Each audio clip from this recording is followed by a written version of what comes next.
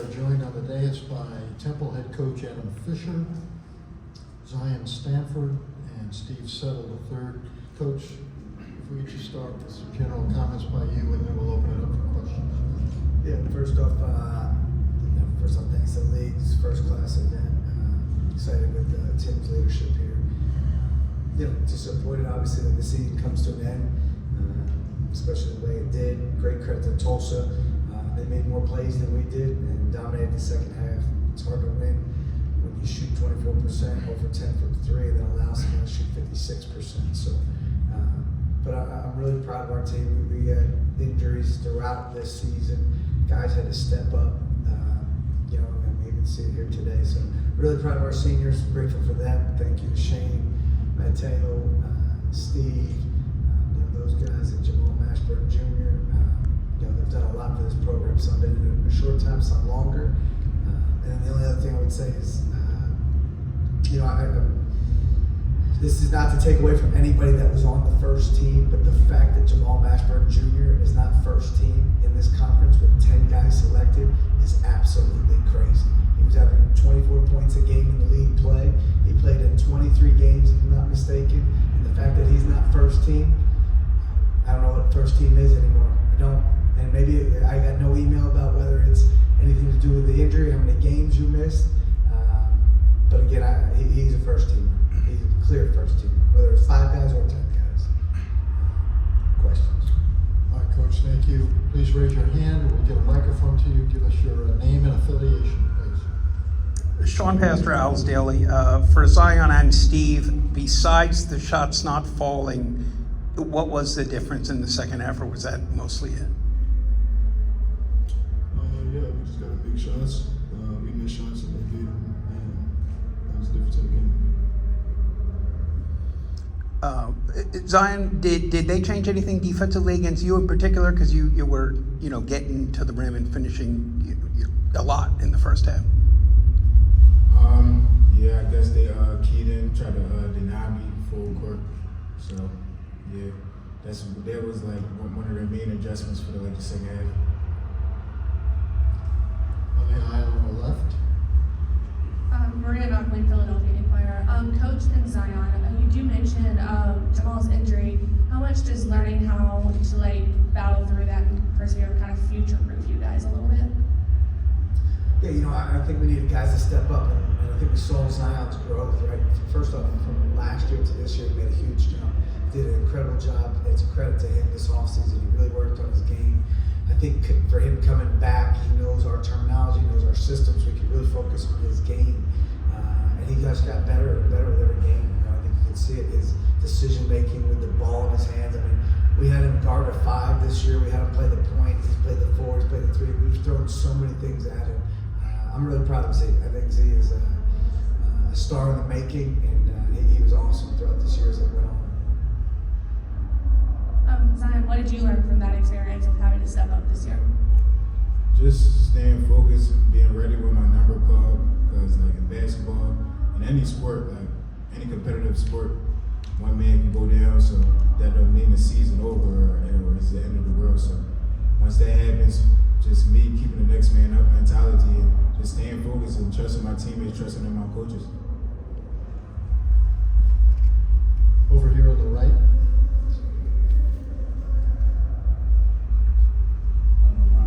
The Temple News. For you, Steve, what did you kind of see on offense in that first half? Kind of felt like everything was coming to you with ease. What was Tulsa kind of doing in offense? How did you kind of take what the defense was giving you?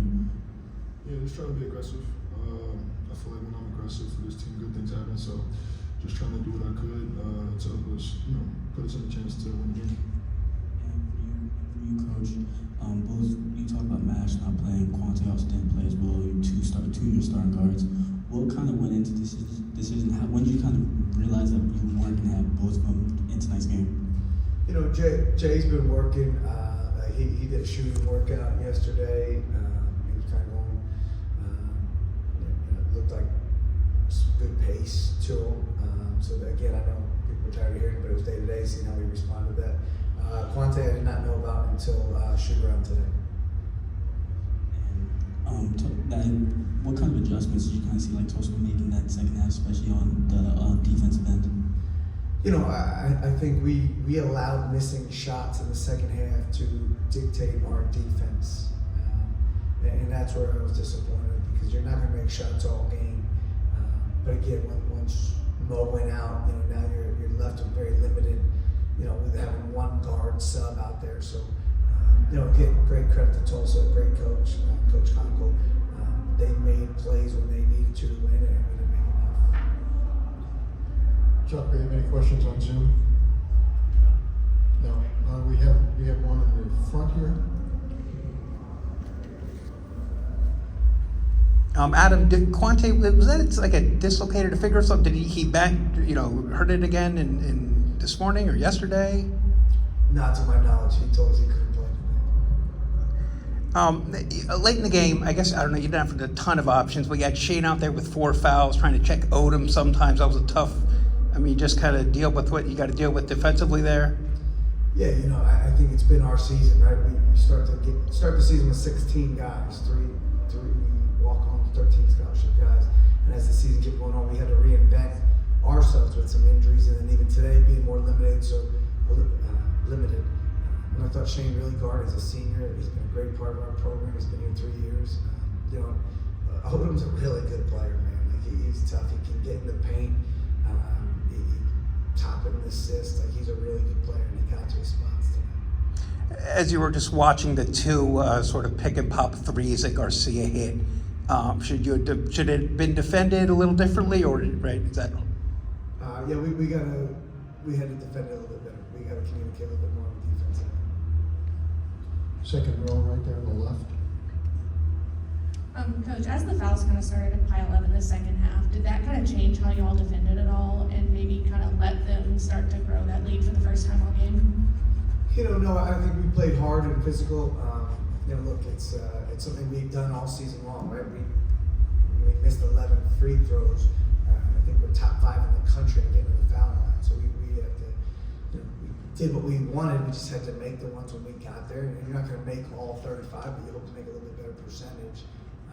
And then defensively for us, again, we had to manage some fouls. But again, great credit to them. They were the tougher team in that second half. In the back, on the right. James Urban, WHIP for you, Coach.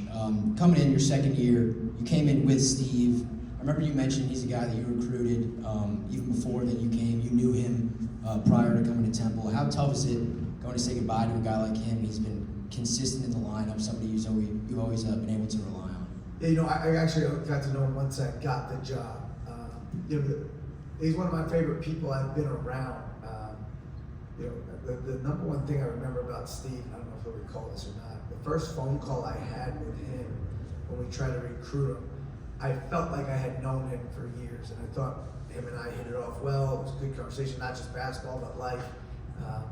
And look, if we can go find 13 Steve Settles to have on your team, that's what you want. Comes from an amazing family, a great support system, handles his business off the court, comes into work every single day, does it the right way.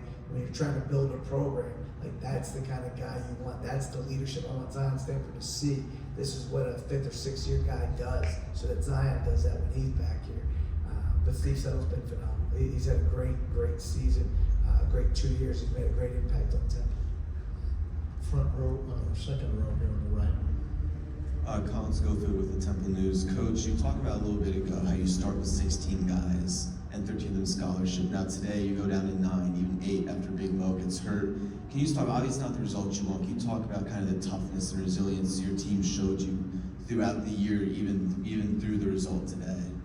Yeah, look, when we put the team together, and I say this all the time, but we did it like a puzzle, and we thought we had all the right pieces.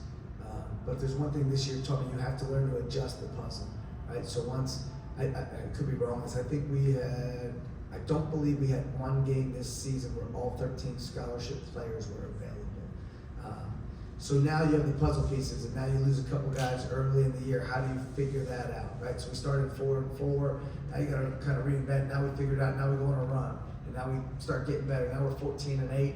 Now the second leading scorer at the time the country gets hurt. Now you have to refigure out how do you get better. And then through those games, there's some other guys. So guys got to step up and make plays. I tell you that all the time. Nobody feels bad for it, right? It's part of the game. And I think we got to see a lot of growth from a lot of guys, especially our younger guys. I mean, how many teams in this league are starting 2 freshmen? We started 3 freshmen a few games ago versus South Florida. Like, we need our guys to keep getting better. And, you know, I think when you stay in our program, you get better. Look at Zion's numbers from last year to this year. That's what I expect to see from Dylan Petit, Aiden Iverson, and Baba. Them get better as we go through.